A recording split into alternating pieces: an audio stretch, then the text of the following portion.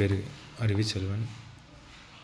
ESM category ஓபிசியில் Tamil Nadu Grameen bank ஆர்ஆர்பியில் select ஆகியிருக்கேன்.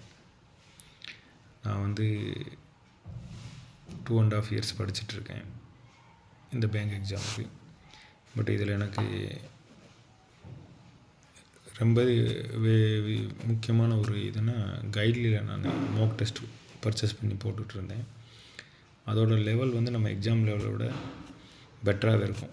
நீங்கள் ப்ரிப்ரேஷன் பண்ணும்போது அந்த கைட்லியில் எக்ஸாம் போட்டிங்கன்னா அது உங்களுக்கு என்ன ஆகும்னா மெயின்ஸ் எக்ஸாம் வரும்போது உங்களுக்கு ரொம்ப யூஸ்ஃபுல்லாக இருக்கும். ஏன்னா இங்கே வேரியபிளில் மேக்ஸிமம் கொஸ்டின் இருக்கும். அப்போ நீங்கள் அங்கே போய் பார்க்கும்போது அங்கே கம்மியாக தான் வேரியபிள் வரும். பட் இங்கே மேக்ஸிமம் கொஸ்டின் உங்களுக்கு டஃப்பான கொஸ்டின் வரும். அதுலேயே நீங்கள் ப்ராக்டிஸ் பண்ணிட்டீங்கன்னா அங்கே போய் நீங்கள் எக்ஸாம் பண்ணும்போது உங்களுக்கு ரொம்ப ஈஸியாக மாதிரி தோணும். அதே மாதிரி இதோட எக்ஸாமோட லெவல் கொஞ்சம் நல்லாயிருக்கும். நீங்கள் போட்டு பார்க்கலாம். அதில் விட இன்னொரு முக்கியமான என்னென்னா ப்ரீவியஸ் இயர் கொஸ்டின் பேப்பரில் உங்களுக்கு அடுத்தடுத்து இருக்கும். இப்போ 2026க்கு நீங்கள் ப்ரிப்பேர் பண்ணால் 25 கீழே போட்டிருப்பாங்க. அதுக்கடுத்து 24, 23 அப்படியே அதுக்கு இன்னும் ஒரு மோக் டெஸ்ட் பர்ச்சேஸ் பண்ணிங்கன்னா அது ஃபுல்லாகவே இருக்கும். அதுவும் இல்லாமல் உங்களுக்கு ஃப்ரீ பிடிஎஃப் ரொம்ப இதில் அவைலபிளாக இருக்குது கைட்லியில். நீங்கள் அதையும் யூஸ் பண்ணிக்கலாம்.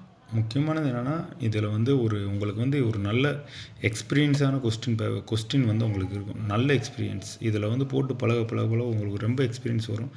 அது மட்டும் இல்லாமல் இந்த இதில் உங்களுக்கு ஒரு நல்ல ஹெல்ப்ஃபுல்லாக இருக்கும். யாராக இருந்தாலும் இப்போ பிகினர் யாராக இருந்தாலும் படிக்கிறீங்கள ஃபஸ்ட்டு ஆஃப் ஆல் இது மாதிரி இதில் பழகிட்டிங்கன்னா கொஞ்சம் டஃப்பு. நீங்கள் எடுத்தோடனே ரொம்ப ஈஸியான மோக்கு போட்டிங்கன்னா உங்களோட கான்ஃபிடன்ட் பவர் அதிகமாக போயிடும். அப்புறம் இதாகிடும், கான்ஃபிடென்ட் வந்துடும். அதனால் நம்ம எக்ஸாமில் டவுனாக இருக்க சான்ஸ் இருக்குது. ஏன்னா நீங்கள் நம்ம 80 மார்க் எடுத்துட்டோம், 100 மார்க் எடுத்துட்டோம், ஒரு 100க்கு ஒரு 80 மார்க் எடுத்துட்டோம்னு சொல்லி ஓவர் கான்ஃபிடென்ட்டில் அங்கே போய் உட்காருவோம். பட் அங்கே நம்மளுக்கு மார்க் கம்மியாகிடுச்சுன்னா ரொம்ப ஃபீலிங் ஆகும். அதனால் 1 மார்க் அரை மார்க்கில் கூட நம்ம ரொம்ப தடவை எக்ஸாமு மிஸ் பண்ணிடுவோம். அதனால் இந்த டெஸ்ட்டில் நீங்கள் இதில் எடுத்திங்கன்னா இதில் கொஞ்சம் டஃப்பாக இருக்கும்போது நீங்கள் என்ன செய்கிறீங்கன்னா இதை ஐயோ இது வேணாம் அப்படின்னு நினச்சி மோக் டெஸ்ட் எடுக்காதீங்க. இதை யூஸ் பண்ணுங்கள். டஃப்பாக இருக்க நம்மளுக்கு தான் பெட்டர்னு நினச்சி நீங்கள் படிச்சிங்கன்னாவே உங்களுக்கு ரொம்ப ஹெல்ப்ஃபுல்லாக இருக்கும். கைட்லிக்கு என்னோட